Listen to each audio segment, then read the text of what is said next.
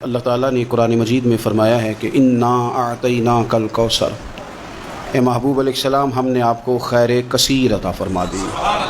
فصلی لربک وانحر، پس آپ اپنے رب کے لیے نماز پڑھیں اور قربانی کریں۔ ان شانئک ھو الابتر، بے شک آپ کا دشمن ہی بے نام و نشان ہے۔ اللہ تعالیٰ نے نبی پاک صلی اللہ تعالیٰ علیہ وسلم کو حضرت سیدہ خدیجہ الکبریٰ رضی اللہ تعالی عنہا کے بطن اطہر سے 6 اولادیں عطا فرمائیں۔ پیارے حبیب صلی اللہ تعالی علیہ وسلم کی 4 بیٹیاں تھیں حضرت خدیجہ سے، اور 2 بیٹے تھے۔ اللہ تبارک و تعالیٰ کی حکمت کاملہ کی حضور کے دونوں بیٹے وصال فرما گئے۔ آپ کے جب دوسرے صاحبزادے کا وصال ہوا تو قریش مکہ کفار انہوں نے نبی پاک صلی اللہ تعالی علیہ وسلم کے ساتھ معاذ اللہ اپنے بغض اور عداوت کا بڑا کھل کے اظہار کیا۔ کل تک یہ لوگ صادق اور امین کہہ رہے تھے، اور آج جب ان کو دعوت دین دی ہے تو ان کی دعوتیں باہر آنے لگی ہیں۔ ان کی چونکہ عداوت تھی، بغض تھا، تو حضور کے دوسرے صاحبزادے جب وصال فرما گئے تو کہنے لگے کہ معاذ اللہ اب تو یہ ابتر ہو گئے، بیٹا ہی کوئی نہیں۔ جب تک یہ ظاہری طور پر موجود ہیں بات بنے گی، اور جب یہ چلے جائیں گے تو کون ہوگا ان کا مشن چلانے والا، کون ہوگا ان کا ذکر کرنے والا؟ بس معاذ اللہ خوشیاں منانے لگے، بغلے بجانے لگے۔ یہ کفار مکہ کا طریقہ ہے، قریش مکہ کا مشرکین کا طریقہ ہے۔ مسلمان کا یہ طریقہ نہیں کہ وہ اپنے مخالف کو مصیبت میں دیکھ کے تو خوشی کا اظہار کرے، یہ مسلمان کا طریقہ نہیں۔ جس شخص کے ساتھ ہمارا کسی وجہ سے اختلاف رائے ہو جاتا ہے، وہ معاذ اللہ کسی مشکل میں گرفتار ہو جائے تو ہم بڑا اظہار مسرت کرتے، دیکھا نا آپ جو ہو، میں تو پہلے ہی کہہ رہا تھا۔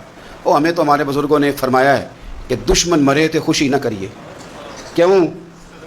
سجنا بھی تے مر جانا ہے، اوڑکتے دن آیا محمد، اور کڑی نے ڈوب جانا ہے۔ اپنا رویہ کبھی بھی اتنا سخت نہ کریں، لہجے میں اتنی تلخی نہ لائیں کہ سامنے والے پہ مصیبت آ رہی ہے، اور نبی پاک صلی اللہ علیہ وسلم نے فرمایا اگر تم کسی کی مصیبت کو دیکھ کے خوشی کا اظہار کرو گے نا، اسے اللہ نجات دے دے گا، تمہیں مصیبت میں مبتلا کر دے گا۔ کبھی بھی اظہار نہ کریں، کبھی بھی کسی بھی موقع پر کسی کو مشکل میں دیکھ کر اس طرح کا رویہ اختیار نہ کریں۔ بہت سارے لوگ بغلے بجاتے ہیں، خوشی کا اظہار کرتے ہیں، دیکھا نا فلانا الجھ گیا۔ یہ تو طریقہ مشرکین مکہ کا ہے، کفار کا طریقہ ہے یہ۔ حضور صلی اللہ علیہ وسلم کے صاحبزادے کا وصال ہو گیا تو کہنے لگے دیکھا نا، ہم نہ کہتے تھے اب کون ذکر کرے گا، اب کون نام لے گا؟ جب انہوں نے یہ لفظ کہے تو میرے اللہ نے قرآن مجید نازل فرمایا، اتنی حسین انداز میں، اتنی سونی صورت، فرمایا انا اعطیناک الکوثر، محبوب ہم نے آپ کو خیر کثیر عطا فرما دی ہے۔ یہ کوثر سے کیا مراد ہے؟ ایک تو کوثر سے مراد ہے وہ جام کوثر، وہ جنت کی نہر جس کی تیاری کستوری سے کی گئی، سونے جواہرات سے جس کو سجایا سنوارا گیا، جس کے پاس پیالے اس طرح پڑے ہوں گے، اتنے پیالے ہوں گے جس طرح آسمان پہ تارے چمکتے ہیں، اور پیاسی امت جائے گی تو حضور جام بھر بھر کے انہیں پلائیں گے۔ ایک تو کوثر سے مراد وہ حوض کوثر، جام کوثر، اور ایک کوثر سے مراد دین اسلام۔ مفسرین فرماتے ہیں کوثر سے مراد قرآن پاک، کوثر سے مراد اس امت کو دیے گئے وہ احکام کہ جو کرنے میں آسان ہے اور اجر ان کا زیادہ ہے۔ کوثر سے مراد نبی پاک کے معجزات۔ اسی کوثر سے مراد رب فرماتے حبیب انا اعطیناک الکوثر، جس طرح کی اولاد آپ کو دی ہے کسی کو نہیں دی۔ آپ کی بیٹیاں، آپ کے نواسے، آپ کے شہزادے، انا اعطیناک الکوثر۔ کیا شان ہے سیدہ زینب کی، کیا شان ہے حضرت رقیہ کی، کیا شان ہے ام کلثوم کی، سیدہ طیبہ طاہرہ ام کلثوم کی، کیا شان ہے سیدہ فاطمہ الزہرا کی، کیا مقام ہے مولا علی شیر خدا کا، کیا رتبہ ہے امام حسن کا، کیا مقام دیا ہے اللہ نے امام علی مقام امام حسین کو۔ ایک کوثر سے مراد حضور کی اولاد۔ مفسرین فرماتے ہیں کوثر سے مراد رب فرماتا ہے محبوب جس طرح کے صحابہ آپ کو دیے ہیں نا، دنیا ڈھونڈے گی بھی تو صدیق اکبر جیسا نہیں ملے گا، زمانہ تلاش بھی کرے تو فاروق اعظم جیسا پا نہ سکے، حضرت عثمان غنی کی مثال دوبارہ نہ ملے گی، اور قیامت تک میدان بھی سجیں گے، جنگیں بھی ہوں گی، لیکن چرچے اور تذکرے مولا علی شیر خدا کی تلوار کے کیے جائیں گے۔ حضرت عبداللہ ابن عباس فرماتے ہیں کوثر کا معنی ہے حبیب آپ کو خیر کثیر عطا کر دی، اور کریں گے نہیں کر دی، کریں گے نہیں کر دی، دے دی محبوب خیر کثیر، آپ کو خیر کثیر دے دی۔ اب آپ پتہ کیا کریں؟ فصلی لربک، آپ اپنے رب کے لیے نماز پڑھیں۔ اس کا شکرانہ یہ ہے کہ آپ نماز پڑھیں، وانحر اور قربانی کریں۔ اللہ نے خیر کثیر دے دی، اب شکرانے میں نماز پڑھیں اور قربانی کریں۔ ان شانئک ھو الابتر، آپ کا دشمن جڑ کٹا ہے۔ ابتر عربی میں اس جانور کو بھی کہتے ہیں جس کی دم کٹی ہوئی ہو، آپ کا دشمن دم کٹا ہے۔ ابو جہل کی اولاد مری تو نہیں تھی ساری، بلکہ ابو جہل کی اولاد میں تو حضرت اکرمہ رضی اللہ تعالیٰ عنہ اس کے بیٹے تھے، انہوں نے تو کلمہ پڑھ لیا تھا، حضور کے غلام ہو گئے تھے، پر کبھی کسی نے کہا ہے میں ابو جہل کی اولاد ہوں؟ یزید کی کوئی ساری اولاد مر تو نہیں گئی تھی، کبھی کسی نے کہا ہے میں اس کی اولاد میں سے ہوں؟ دشمنوں کی جڑ کٹتی ہے، دشمنوں کی. انہوں نے تو کہا تھا کہ ان کی اولاد کوئی نہیں، ان کا ذکر کیسے ہوگا؟ دنیا کے کسی کونے میں بھی چلے جاؤ، ہر جگہ تمہیں سید ملیں گے، سادات ملیں. اور جہاں تک ذکر کی بات ہے، وَرَفَعْنَا لَكَ ذِكْرَكَ، اللہ فرماتے ہیں حبیب ہم نے آپ کی خاطر آپ کے ذکر کو بلندیاں عطا فرما دی. ہر گھر گلی، ہر نگر، ہر کونے رسول پاک کا تذکرہ ہو رہا ہے. کرنا کیا ہے؟ فَصَلِّ لِرَبِّكَ وَانْحَرْ، آپ نماز پڑھیں اور قربانی کریں. قرآن پاک کی آیت بتاتی ہے کہ فَصَلِّ لِرَبِّكَ وَانْحَرْ، پہلے نماز ہے پھر قربانی ہے. یعنی عید والے دن پہلے نماز پڑھیں گے پھر قربانی کریں گے. عید سے پہلے قربانی کیوں نہیں کہ اللہ نے پہلے ذکر ہی نماز کا کیا ہے، قربانی کا ذکر ہی بعد میں، پہلے نماز پھر قربانی. قربانی شکرانے میں کریں. میرے عزیز، اللہ کے حبیب صلی اللہ علیہ وسلم نے نا اسی لیے بڑے ذوق کے ساتھ قربانی کا درس دیا تھا. وجہ اس کی پتہ کیا ہے؟ اسلام کہتا ہے کہ امیر بندے اکیلے اکیلے خوشی نہ مناؤ، بلکہ غریبوں کو شامل کرو خوشیوں میں. چھوٹی عید کا موقع آیا تو فطرانہ رکھ دیا ساتھ، کرو نا خوشی تو کھلاؤ غریبوں کو بھی، دو ان کو بھی. ہمارے ہاں تو فطرانہ نہیں، زکوٰۃ بھی اکثر لوگ رمضان میں ہی دیتے ہیں، اس کو بھی ساتھ شامل کر لیا گیا. آپ کے ہاں گھر میں بیٹا پیدا ہوا تو کہا عقیقہ کر لو، رشتہ داروں کو کھلاؤ، دوستوں کو کھلاؤ، غریبوں کو کھلاؤ. اگر آپ نے نکاح کیا تو کہا ولیمہ ضرور کرنا، خوشیوں میں دوسروں کو شریک کرو. حضور صلی اللہ تعالیٰ علیہ وسلم نے فرمایا ولیمہ ضرور کرنا، چاہے بکری کا بچہ ہی ذبح کر لو، ولیمہ ضرور کرو، دوستوں کو لوگوں کو شامل کرو. بڑی عید آ گئی تو فرمایا عید بھی پڑھو اور قربانی بھی کرو. لوگوں کو اپنی خوشیوں میں شامل کرو، رشتہ داروں کو بھی دو، دوستوں کو بھی دو، اپنوں کو بھی دو، اور غرباء کو بھی شامل کرو. ہم نے پتہ کیا کیا ہے؟ آہستہ آہستہ کر کے جیسے جیسے دولت زیادہ آئی لوگوں کے پاس، ان کے خرچے بڑھ گئے، ہمارے اخراجات زیادہ ہو گئے، پھر ہم بند ہو کے رہ گئے اپنے آپ میں. غریب بھی اپنی غریبی میں بند ہے، اسے بھی اگر کوئی چیز میسر آتی ہے تو وہ اکیلا قبضہ کرنا چاہتا ہے، معذرت کے ساتھ، ناراض نہیں ہونا، وہ بھی اپنی جگہ بند ہے، بانٹ کے نہیں دیتا. اگر غریب بھی تھوڑا تھوڑا بانٹے، دائیں بائیں دیکھے، تو پھر تو میرے رسول پاک کا وہ فرمان بھی بڑا خوبصورت ہے کہ حضور نے فرمایا کہ گوشت پکاؤ تو شوربہ زیادہ کر لو، چلو پڑوسیوں کو بھی شامل کر لو. تو غریب بھی اگر شوربہ زیادہ کر لے تو وہ بھی اس معاملے میں تو آگے. امیر نے کیا کیا ہے؟ امیر نے دوستیاں بھی امیروں سے لگا لی، تعلقات بھی امیروں سے بنا لیے، اینک بھی امیری کی لگا لی، اسے نظر ہی کچھ نہیں آتا. آپ صدقات کریں، خیرات کریں. میرے نبی پاک صلی اللہ تعالیٰ علیہ وسلم حضور فرماتے ہیں جب تم صدقہ دیتے ہو نا، اللہ تبارک و تعالیٰ بے نیاز ہے ہر چیز سے، لیکن جب تم صدقہ دیتے ہو تو اللہ تعالیٰ اپنے دائیں دستے قدرت میں تمہارا صدقہ لیتا ہے. اللہ ہاتھوں سے پاک ہے جو اس کی شان کے لائق، اللہ اپنے دستے قدرت میں تمہارا صدقہ لے لیتا ہے. اور فرمایا جس طرح تم اپنے گھر میں بچڑا پالتے ہو نا، اس طرح رب تمہارے صدقے کو پالتا ہے، تمہارے صدقے کو اللہ پالتا ہے. شارحین حدیث کہتے ہیں یہ پلا ہوا صدقہ ملے گا تمہیں قیامت والے دن، اور یہ صدقہ دینے سے آپ طاقتور ہو جائیں گے، غریب کی مدد کرنے سے طاقتور ہو جائیں گے، آپ مضبوط ہو جائیں گے، آپ جرری ہو جائیں گے، دلیر ہو جائیں گے. آپ چھپا کے صدقہ کر کے تو دیکھیں، روح طاقتور ہوگی، دل طاقتور ہوگا، سینہ طاقتور ہوگا، آپ کے مزاج میں روشنی آئے گی. کسی غریب بہن بھائی کو دیکھے تو دیکھیں تو صحیح، جب اس کے آنسو بہتے ہیں تو یوں لگتا ہے کہ ان ایک ایک آنسو کے قطرے میں 1 کروڑ دعا شامل ہے. یہ کام کریں تو صحیح، پر ہمیں بھولتا جا رہا ہے. گاؤں سے آ کر پڑھنے والے بھول ہی گئے کس کی ماں نے کتنا زیور بیچا تھا، بھولتا جا رہا ہے. میرے نبی پاک صلی اللہ تعالی علیہ وعلی آلہ وصحبہ وبارک وسلم، حضور نبی پاک صلی اللہ تعالی علیہ وسلم فرماتے ہیں زمین اللہ نے پیدا کی تو زمین ہلنے لگی. اللہ تعالیٰ نے میخیں بنا کے، قلعے بنا کے پہاڑ زمین کے اندر لگائے، پیوست کی. فرشتوں کو بڑا تعجب ہوا کہ شاید سب سے طاقتور مخلوق ہی پہاڑ ہیں.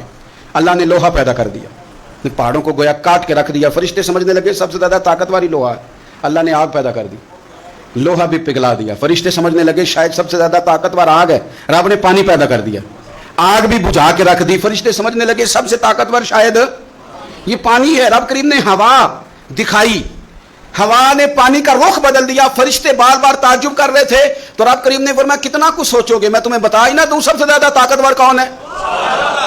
یا اللہ بتایا جائے تو فرشتوں کو میرے رب کریم نے فرمایا ان ساری چیزوں سے زیادہ طاقتور تو میرا وہ بندہ ہے جو سیدھے ہاتھ سے صدقہ دیتا ہے اور دوسرے کو پتہ بھی نہیں چلنے دیتا.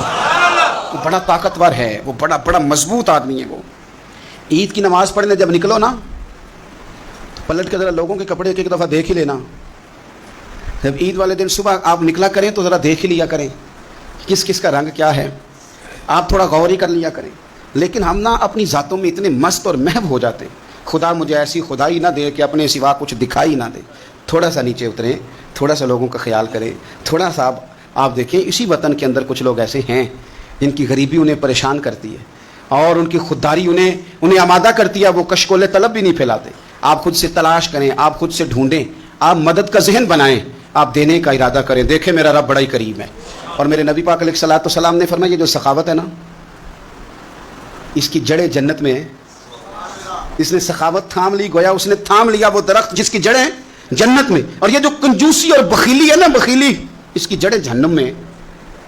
اس نے اس کو تھام لیا، اس نے دوزخ کو تھام لیا۔ میرے رسول پاک صلی اللہ تعالیٰ علیہ وسلم نا کھانا کھلانے میں بڑے راضی ہوتے تھے، اور حضور ترغیب دیتے تھے کھانا کھلانے کی۔ اگر یہ فکر جو حضور نے بیان کی، یہ فکر ہمارے مزاج کا حصہ بنے تو دیکھیں کس طرح بات آگے بڑھتی ہے۔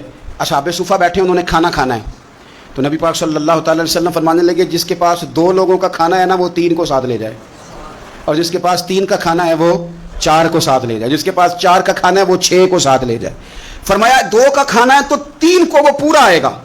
ہمارے ہاں اگر اعداد و شمار اکٹھے کیے جائیں نا، تو ہمارے ہاں جتنا کھانا ضائع ہوتا ہے شادی پہ، بیاہ پہ، ولیمے پہ، عقیقے پہ، دعوت پہ، وہ ضائع ہونے والا کھانا اگر جمع کر دیا جائے تو کتنے غریب لوگ ہیں جن بیچاروں کو ہم اچھے کھانے میں شریک کر سکتے ہیں اور وہ بہترین غذا استعمال کر سکتے ہیں۔ کیوں کہ فرمایا 2 کا 3 کھا لو، 3 کا 4 کھا لو، 4 کا 6 لوگ کھا سکتے ہیں۔ اس سوچ کو جو سوچ رسول پاک نے عطا فرمائی، تو آپ دیکھ سکتے ہیں کتنے سارے لوگوں کو کھانا میسر آتا ہے۔ ہم نے اب کیا کیا ہے، ہم نے دعوتیں بنائی ہیں تو امیروں کی، تحفے دینے ہیں تو دعوتیں بھی امیروں کی ہیں، اور ہمارا اٹھنا بیٹھنا بھی، تو ہر چیز میں ہم نے لیول بدل لیا ہے۔ میں بار بار گزارش کرتا ہوں کہ واپس لوٹیں، آپ ان جگہوں پہ آئیں جو جگہ ہماری اصل ہے، جو ہمارا بنیادی کام ہے۔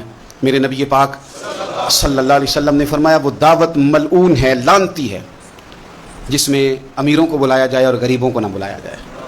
آپ نے جھڑکی کوئی نہیں دینی، جب کوئی دروازے پہ گوشت لینے آ جائے، کھانا لینے آ جائے، کسی موقع پر کچھ لینے آ جائے تو جھڑکنا نہیں، آپ کا لہجہ ٹھیک ہو۔ کپڑوں کی دعوت نہ کریں، آپ گاڑیوں کی دعوت نہ کریں، انسانوں سے پیار کریں، اللہ کے بندوں سے محبت کریں۔ آپ دیکھیں کہ غرباء کے ساتھ جب آپ کا رویہ ٹھیک ہو جائے گا تو اللہ تعالیٰ آپ کو بڑے بڑے نصیبوں سے، بڑے بڑے رنگوں سے اللہ تعالیٰ آپ کو نوازے گا۔ میرے نبی کریم صلی اللہ تعالیٰ علیہ وسلم سے ابو جہل نے، ابو لہب نے مطالبہ کیا تھا کہ ہم آپ کے ساتھ بیٹھنا چاہتے ہیں، پر جب بھی آتے ہیں یہاں بلال حبشی بیٹھے ہوتے ہیں، صہیب رومی بیٹھے ہوتے ہیں، یہ غریب لوگ بیٹھے ہوتے ہیں، تو ہمارے اسٹیٹس کے لوگ بیٹھیں گے تو پھر ہم آئیں گے ورنہ نہیں آئیں گے۔ رب رسول کا فیصلہ کیا آیا، فرمایا تم نے بیٹھنا ہے تو بیٹھو، نہیں بیٹھنا تو نہ بیٹھو۔ بلال یہیں بیٹھے رہیں گے، صہیب یہیں بیٹھے رہیں گے، عمار بن یاسر یہیں بیٹھیں گے، سلمان فارسی یہیں بیٹھیں گے، غرباء اسی مقام پہ رہیں گے، ان کو اٹھایا نہیں جائے۔ تو آپ یہ عید کا جو موقع ہے، چھوٹی ہو یا بڑی ہو، اس کے بعد جتنے مواقع ہیں، اپنے غرباء کو نہ بھولیں۔ اور آپ کو پتہ ہے رشتہ دار سے صلہ رحمی کریں تو ڈبل ثواب ملتا ہے۔ اگر رشتہ دار غریب ہو تو ایک غریب کو دینے کا، ایک رشتہ نبھانے کا ڈبل اجر ملتا ہے۔ ہمارے اپنوں میں، بہن بھائیوں میں، چونکہ چھوٹی چھوٹی باتوں سے ناراضگی ہو جاتی ہے، اور وہ چھوٹی چھوٹی باتیں پھر اختلاف کا سبب بن جاتی ہیں۔ ان چھوٹی باتوں سے ہمیں عقیدے کا، نظریے کا کسی جگہ اختلاف ہو تو بات اور ہے، لیکن چھوٹے چھوٹے ویسے مسائل گھروں میں ہو جاتے ہیں تو ہم ان مسائل کی بنیاد پر اتنے دور ہو جاتے ہیں، اتنا وہ بد عقیدہ ہوا، نہ دین چھوڑ گیا، نہ کوئی اور مسئلہ ہوا، لیکن ہم نے اتنی دوریاں کر لیں کہ بہت سارے لوگ ہمارے دسترخوان سے کھا رہے ہیں، بہت سارے لوگ ہیں جو ہماری جیب سے پل رہے ہیں، اور ہمارے اپنے ہم سے دور ہو گئے، ان کو ہم قریب نہیں کرتے۔ تو بھائی جس سے بھی آپ کا لین دین بڑھے گا، کہیں نہ کہیں تو کمزوری ہو ہی جائے گی۔ اپنوں کو اپنوں سے دور نہ کریں، انہیں دیں، انہیں نوازیں، ان کا خیال کریں۔ میرے نبی پاک صلی اللہ تعالیٰ علیہ وسلم نے فرمایا جو چاہتا ہے رزق بھی زیادہ ہو، عمر بھی لمبی ہو، وہ اپنے رشتہ داروں سے اچھا سلوک کرے۔ عید کے موقع پہ جن لوگوں کی ہمیں بڑی ضرورت ہوتی ہے نا، ان میں ایک اہم کردار کسائی کا ہے۔ صرف کسائی کو نہیں جلدی ہوتی، ہمیں بھی جلدی ہوتی ہے کہ تو آ بھی جلدی اور اس کو بنا بھی جلدی۔ تو وہ کیا کر رہا ہوتا ہے، وہ ہمارا گوشت بھی بنا رہا ہوتا ہے اور ساتھ ساتھ فون بھی سن رہا ہوتا ہے، کہہ رہا ہوتا ہے 20 منٹ میں آیا، 40 منٹ میں آیا۔ ایک تو جھوٹ پہ جھوٹ، معاذ اللہ تعالیٰ، اور دوسرا اس جلدی میں نقصان کیا ہے، اس جلدی میں نقصان جانور کا ہے۔ جلدی سے اس کی کھال اتار دیں گے، بہت ساری جگہوں پہ جانور ٹھنڈا ہی نہیں ہوتا پوری طرح، اور فٹافٹ کرتے ہیں لوگ۔ یہ صرف کسائی کا مسئلہ نہیں ہے، ہمارا بھی مسئلہ ہے، ہمیں بھی جلدی ہے۔ میرے نبی پاک علیہ السلام فرماتے ہیں تمہارا رب تمہیں ہر معاملے میں احسان کرنے کا حکم دیتا ہے۔ فرمایا جانور کو اچھے طریقے سے ذبح کرو، اسے آرام پہنچاؤ، اس کو سلیقے کے ساتھ۔ ایک شخص نے بکری کے اوپر اپنا پیر رکھا ہوا تھا اور ساتھ ہی چھری تیز کر رہا ہے، تو نبی پاک صلی اللہ تعالی علیہ وسلم نے فرمایا تم اسے 2 موتیں دینا چاہتے ہو، 2 دفعہ مارنا چاہتے ہو اس بکری کو، یعنی تم پہلے چھری کو تیز نہیں کر سکتے تھے، اچھے طریقے سے اس کو آپ اور مہربانی فرمائیں، اناڑی لوگ یہ کام نہ کریں، وہ جانوروں کو تکلیف دیتے ہیں، جانور اذیت میں آ جاتے ہیں۔ بالخصوص میں نے چند مقامات پہ اونٹ کو نہار کرنے والے لوگوں کو دیکھا ہے، انہوں بڑی زیادتی کی، جانور تکلیف میں آتے ہیں، بڑی بڑی دیر تکلیف میں رہتے ہیں۔ آپ تھوڑا سا، اسلام نے 3 دن رکھے ہیں، پورے 3 دن رکھے ہیں، تو کس لیے رکھے ہیں کہ آپ آرام کے ساتھ، سکون کے ساتھ اپنے جانور کو ذبح کریں، تو جلدی کا ہے کہ اللہ تبارک و تعالیٰ جو قربانی کرنے جا رہے ہیں ان کی قبول فرمائے، اور جو رہ گئی سال، اللہ اگلے سال انہیں بڑی بڑی توفیق عطا فرمائے۔